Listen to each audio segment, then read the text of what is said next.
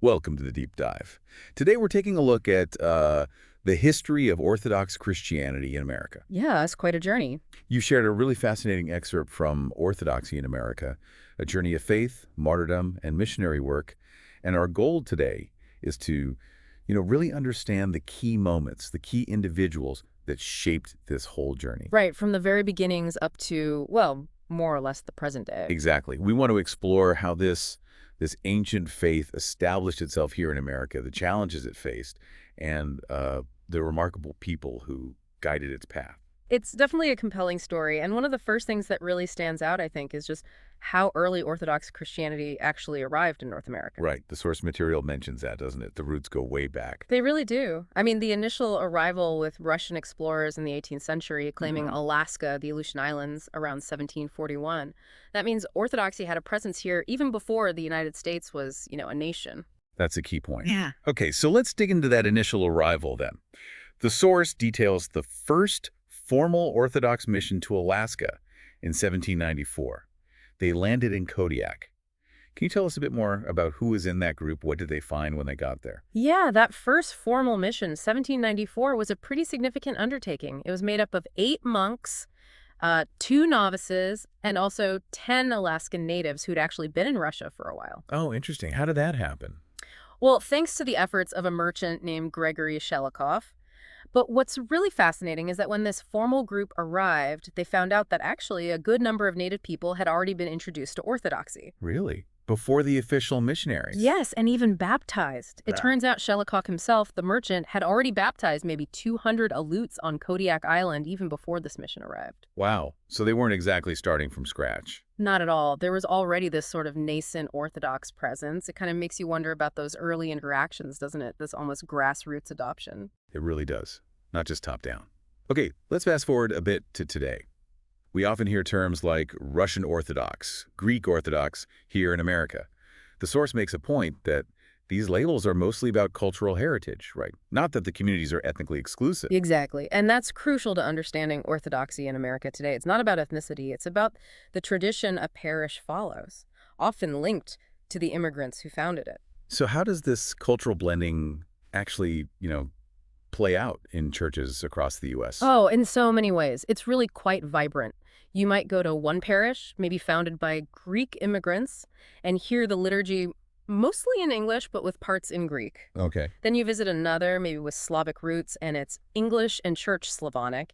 And then the Antiochian churches often use English and Arabic. Right. Different languages. And the music, too. You get the really ancient, unaccompanied Byzantine chant in some places, Right. and then the rich, multi-part harmonies of Russian polyphony in others. So a real mix of traditions. Definitely. And it extends beyond the services. You see unique ways different communities celebrate their patron saints, maybe slight variations in fasting practices.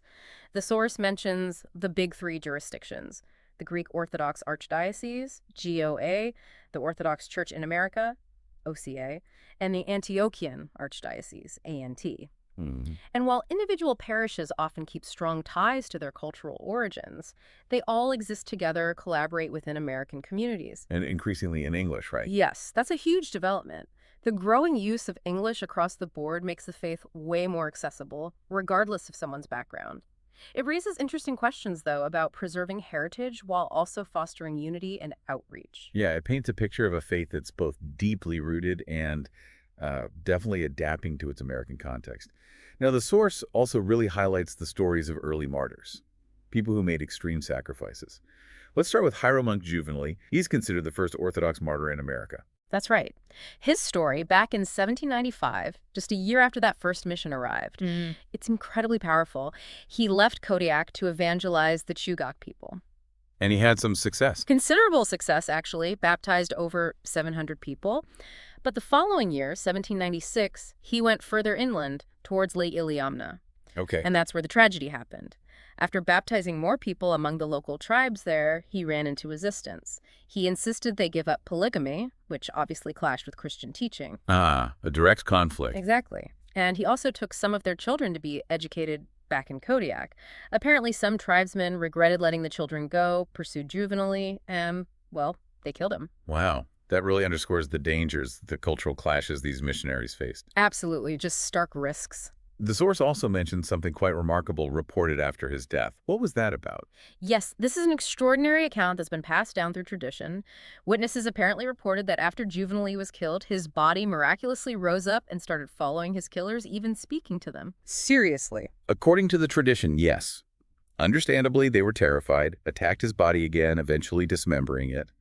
But then, the account says, a column of flame appeared where his remains lay, A column of flame. which was taken as a divine sign, confirming his martyrdom for the faith. These miraculous elements are definitely a powerful part of the narrative within Orthodoxy. How are those accounts usually understood? Literally, or more symbolically? That's a great question. Within the tradition, there's room for various understandings, often seen as pointing to the profound spiritual reality of his sacrifice, whether interpreted literally or symbolically. Okay, interesting. The second martyr the source highlights is the Aleut Peter. His story also involves just incredible suffering and faith. It really does. This account comes from Simeon Ionescu, writing later in 1865, but it tells of 14 Aleuts captured by Spanish Jesuits down in California. Jesuits in California. Okay. Yes, and the Jesuits demanded they renounce their Orthodox faith and convert to Catholicism. Peter was one of them. And refused. He refused. And the torture described is horrific. They severed his toe joints, then his finger joints. When he still wouldn't renounce his faith, they cut off his feet and his hands. Oh my goodness. Just unimaginable agony. But he remained steadfast, declaring, according to the account, "We are Christians and we will not betray our faith."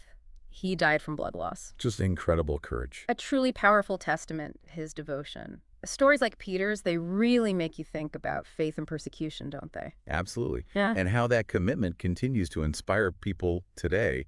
It seems his martyrdom really resonated with others at the time, too. It definitely did. When St. Herman of Alaska, who we'll talk about next, heard about Peter's martyrdom, the source says he reverently crossed himself and said, "Holy newly martyred Peter, pray to God for us." Wow. Yeah, it shows how profound Peter's sacrifice was seen within that early Orthodox community. These martyrs, Juvenaly and Peter, they really laid a powerful foundation. Definitely. So let's move on to some of the key figures who built on that foundation. Starting with St. Herman of Alaska, often called America's first Orthodox saint, right? That's him. St. Herman's life is just a remarkable story. Born near Moscow around 1756, embraced monastic life early on. Was there a specific event that set him on that path? Well, one significant thing was a miraculous healing he experienced, attributed to the Theotokos, the Virgin Mary. He later joined the famous Valam monastery, known for its very rigorous spiritual life. Okay. And it was there he really developed this strong calling for missionary work, which led him to be part of that first mission to Alaska in 1793. But he didn't stay with the main group. No, he faced difficulties, described in the source as persecution from the Russian American company. The commercial interests again. Right. Their priorities sometimes clashed pretty heavily with the missionary's spiritual goals. So St. Herman retreated to Spruce Island. He called it New Valam. New Valam, I like that. And there he lived this very ascetic life, deep prayer, but also very practical care. He looked after orphan native children, started a school for them, tended a garden. Despite the hardships, he seemed to have this deep joy. Absolutely. The source has this amazing quote from him. "I am not alone there. God is there, as God is everywhere. The most holy angels are there. With whom is it better to talk? With people or with angels? Most certainly with angels." Wow, that really gives you a glimpse into his spiritual world. It really does. Just this unwavering sense of God's presence.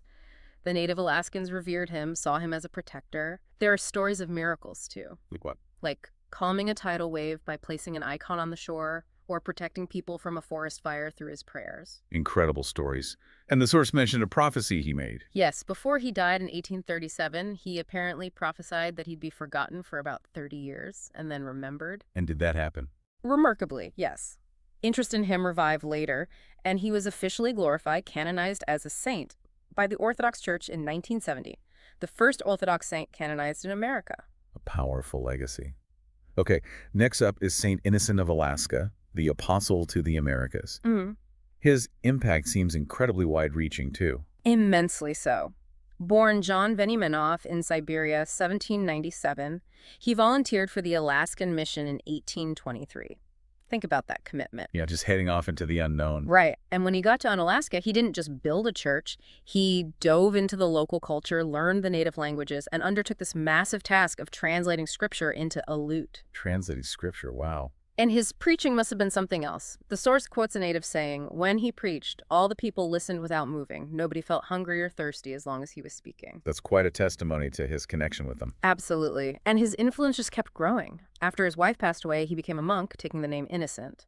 Then, in 1840, consecrated Bishop of Kamchatka and Alaska. So his responsibilities expanded hugely. Massively. As bishop, he traveled extensively, established schools, seminaries, really built up the infrastructure of the church across that vast territory. But eventually he became Metropolitan of Moscow. That's a huge position. It is one of the highest positions in the Russian church. He was elevated in 1868, but even from Moscow, he never forgot his American frock.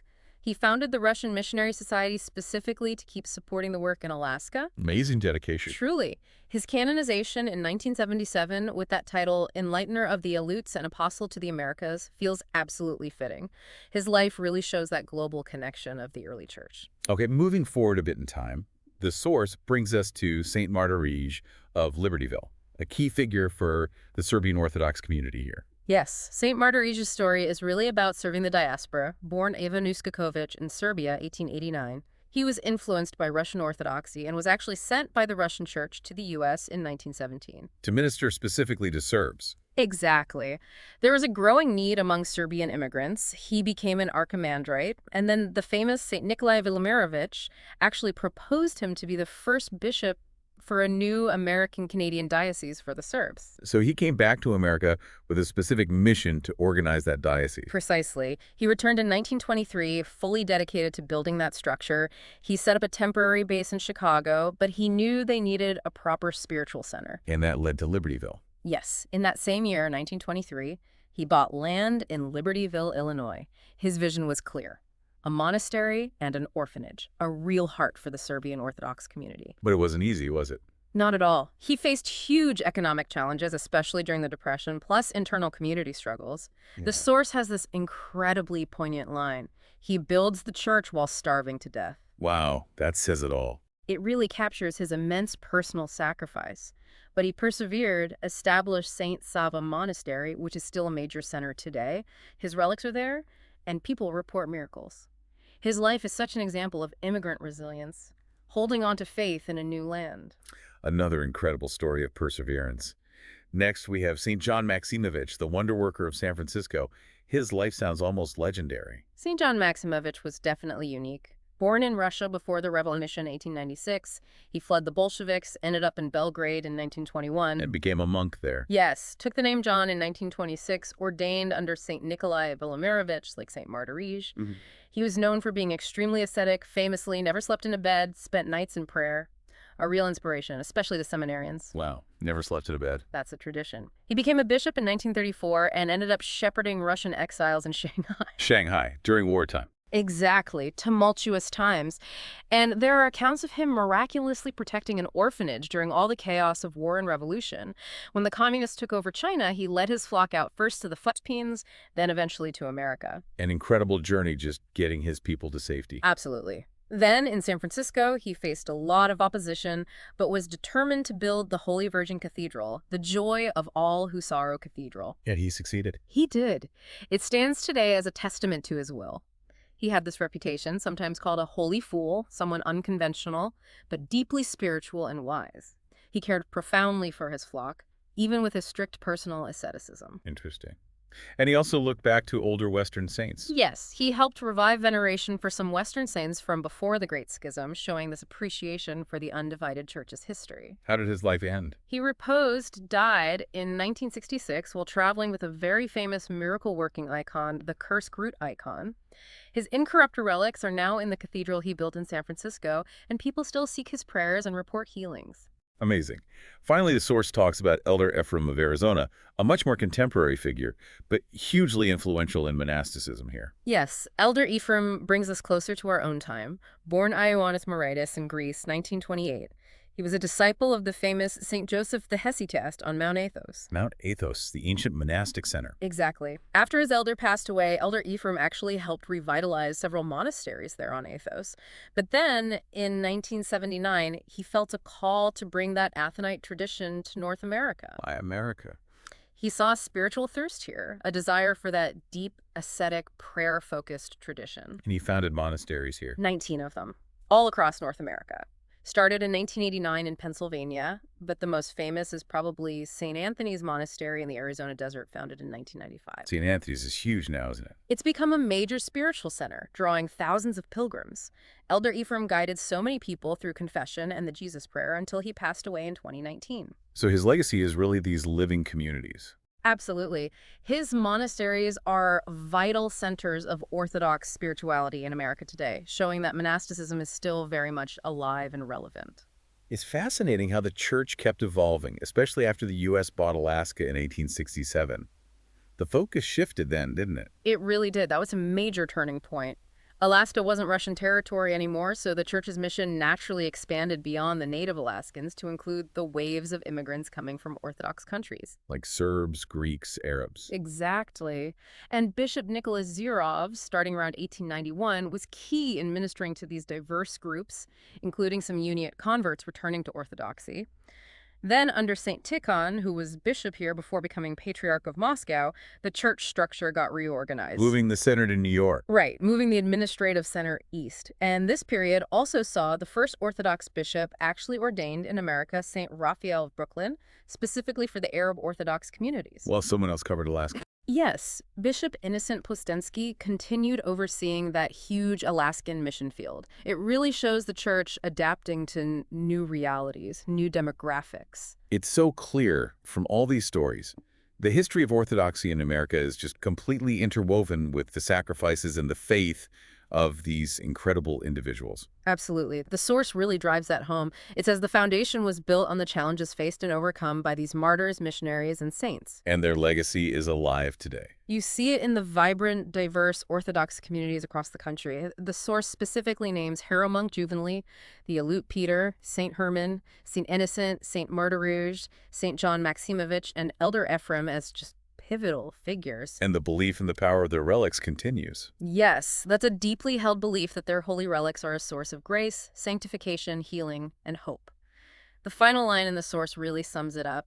May their prayers strengthen the Orthodox Church in America for generations to come. That is a beautiful and very fitting conclusion to our deep dive today. Thank you so much for walking us through this really rich and inspiring history. Oh, my pleasure. It's a history just packed with resilience, faith, and this amazing blend of cultures. It really offers valuable insights into, the broader American religious story. It really does.